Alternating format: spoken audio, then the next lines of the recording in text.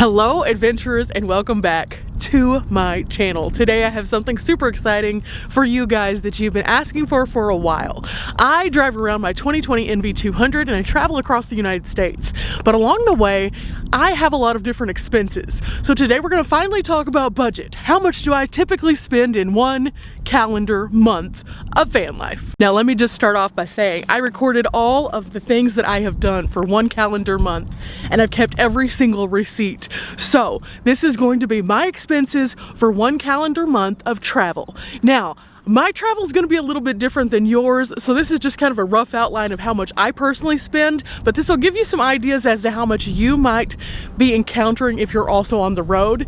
And well, let's just talk about it. Now in today's video, I'm going to be talking about my personal expenses. Of course, yours might be a little bit different, but these will give you some bullet points as to how I break down my budget and also what I make room for in my budget. I think it's really important whenever we start off on the road to kind of have an idea as to how we want to travel, what we expect from our travel, and what we are hoping to do as a whole.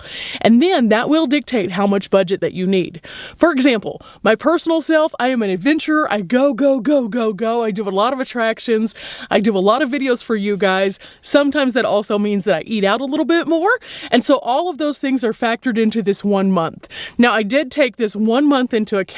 That was me actually driving from Texas to Arizona. So there was a lot of driving involved, and there were a lot of overnight stays in some random places. So with that said, let me tell you a little bit more about how much I spent in one calendar month from when I departed Texas until 1 month later when I was already functioning and having a good time in Arizona. Now you guys are in the driver's seat with me right now, and this is my little book of all the things I've written down. You can kind of see it's pretty full. There's lots of things going on, and I have different categories, but then I also have a breakdown back here at the end. So let's talk about each of those categories and also the overall breakdown at the very end of this video. Let me just start off by saying I spent $0 on accommodations during that time. $0. I did not pay for a campsite. I did not have to stay in a hotel. I had $0 accommodation dollars going into this budget. Now, does that mean I never have accommodation money? No. Sometimes I will pay for a campsite. Sometimes I also will occasionally, when I need a good break, stay in a hotel. Let's start off with the first one, food. Now food is broken down in my personal budget into two categories. Food that I purchase at like the store or things like that, and things that I eat at restaurants. So because of this, there are two different numbers. The first of which is food I have purchased from the actual grocery store. Now during this time frame, I traveled solo for a bit of it, and then I traveled with Riley for a bit. Now a lot of times whenever Riley and I travel together, we'll just pick up groceries that work toward the common good. So some of this grocery bill is in fact for two people, while part of it is also just for me as an individual. In a grocery store, I spent $381.76. $381.76 went to just food at various grocery stores across the whole Southwest. Now, in addition to that, I also ate at some restaurants, and that added up to be $191. $191 of eating out at various places. Now, that includes if I was on the road and I stopped at a fast food restaurant, just picked up a little burger to go. It also includes sit-down restaurants. It includes restaurants that I've done videos about for you guys. This is all included. So my total food budget was $573. Now, mind you, there's a few little caveats to this. Again, I know that I eat out more than most in some cases. However, these were expenses that I encountered that you may not encounter. So as you're seeing this video, take that and kind of adapt it to what in your mind you're thinking you will do. If you're not a person who ever eats out, then you'll be sparing $191 of restaurants, but that might actually factor into your grocery bill instead. And I think that that's why this video is important, because you can envision how much I personally spend, but also adapt it for you guys.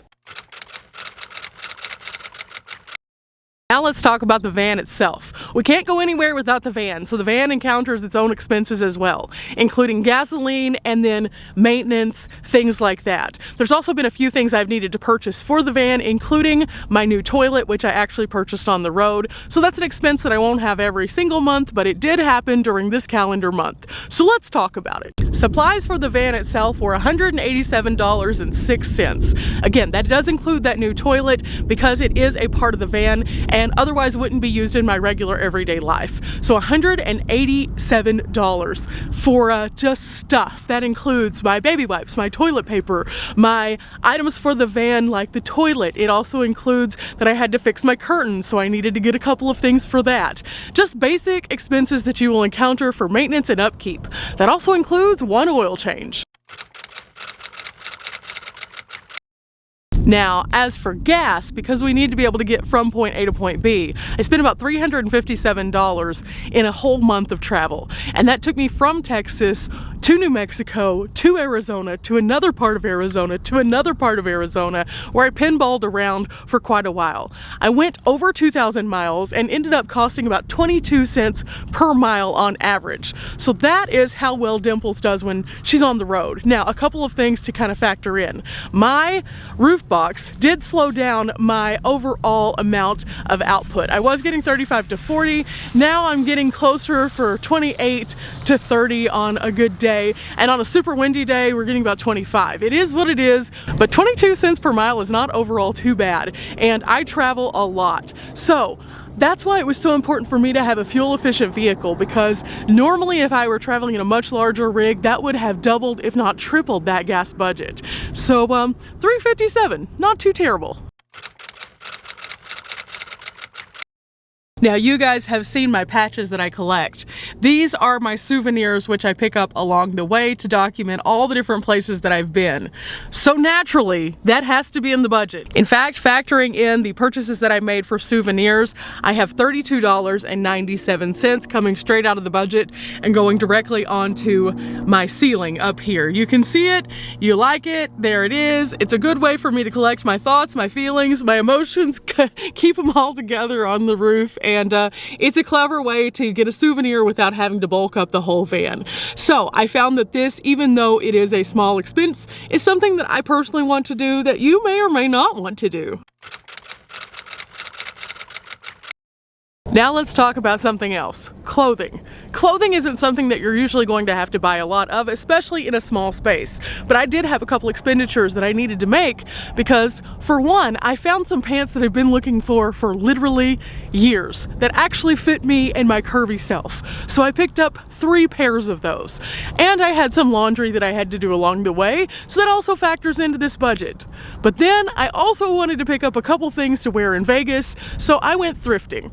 And so this is a part of my budget that normally is not this high, but clothing this month was $186.85. Now again, I know that is not an expense that most people will have regularly. So if you're looking at this budget as a whole, these are just my daily expenses, and I wanted to be very transparent with you and tell you exactly what I spent money on. Not always are you going to have to go and buy $186 worth of clothes, but for this particular outing I did, and so because of that it has to go in the budget.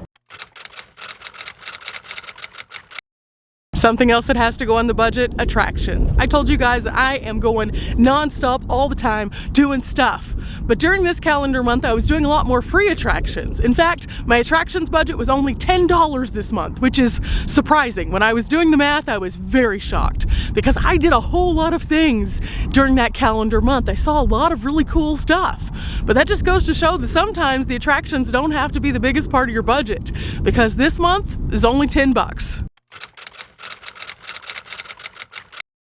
Now we can talk about showers. Showers were a thing that were a little bit more challenging on this particular trip just because of some of the locations I'm going to.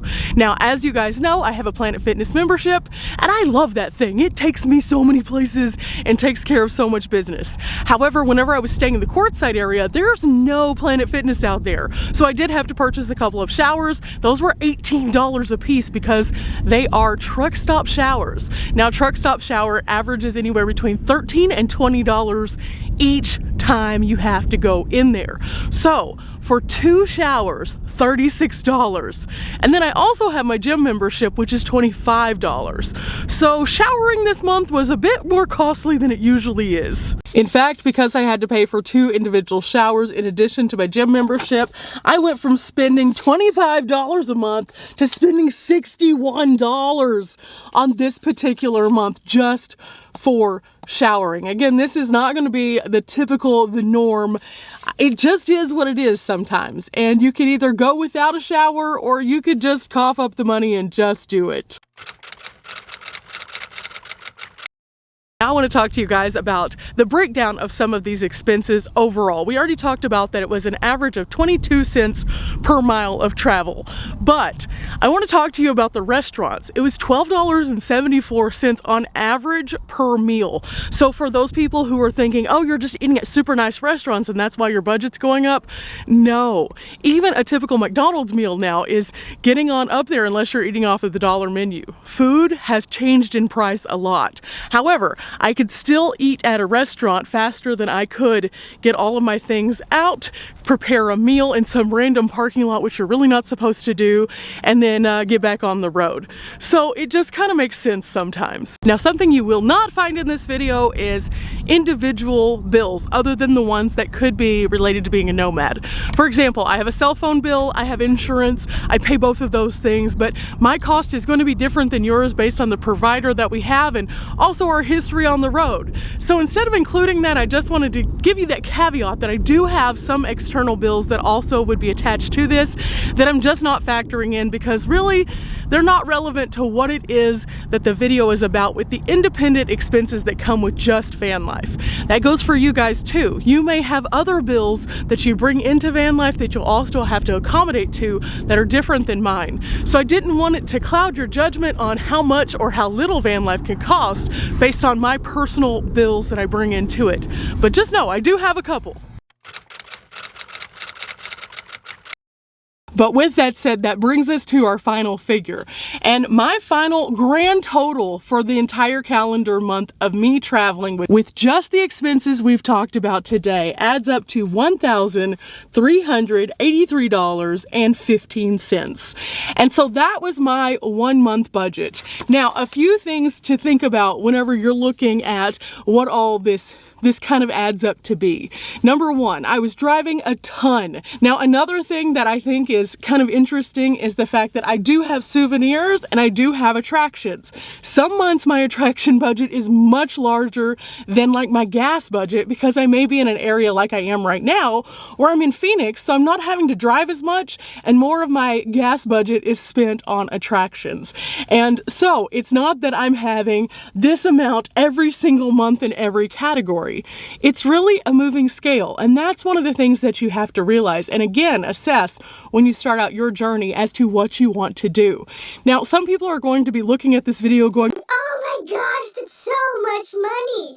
And that's okay, because this again is my personal budget, and then you have a personal budget, and it's all based off of our wants, our needs, our desires, and what it is that we like to do on the road. Van life is a lot less expensive for me personally than it was for me to live in a sticks and bricks. But let me explain. I had a super nice, very posh apartment that I was living in. In fact, our apartment rent by itself for just my half was $1,000. Just my half. And then you also had all of your additional utilities and bills, and then insurance and cell phone, and oh my goodness, it would just add up so quickly, and my budget would easily be in excess of $2,500 a month just for me in a sticks and bricks. So I am using less by far. But also though, there are some things that I would like to tell you guys if you still think that this is a bit excessive that might make you feel a little bit better. Before I figured all of my life out on the road and how that I needed to move around and budget and also have streams of income coming in, I would work and then take off on the road, and then work and then take off on the road. Basically, I would see how long I can make something stretch, and I would almost do it to the point where it was problematic, where I'd be like, no, I don't want to go do this because then I'll spend money. And I learned that my quality of life overall was very different than it is now in the van, with me feeling more comfortable and confident.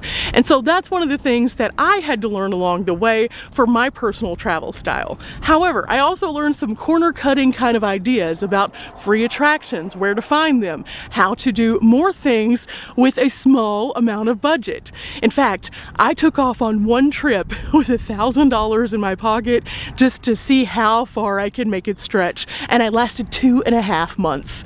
It is what you make it, and it really can be your own adventure. So whenever you're watching videos like this online to get an idea in your head as to how much it might cost you or the expenses that you might encounter along the way, I hope that you'll realize that if you are capable of taking time and really seeing what it is that you're interested in doing, you can make it work even on a very small budget. And it really just depends on how you want to move, what kind of vehicle that you have, and also your overall quality experience that you're looking for.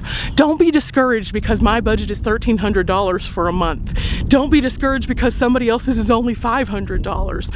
Find what works for you, and then you know yourself better than anyone. We are just people on the internet giving examples, but I'm hoping that you can take the things that we share along the way on our various videos and apply them so that you can have the best quality of life that you could desire in your van. Remember guys, we're not here for a long time, we are here for a good time, and on days like today, I hope that this video was helpful. Until next time guys, bye!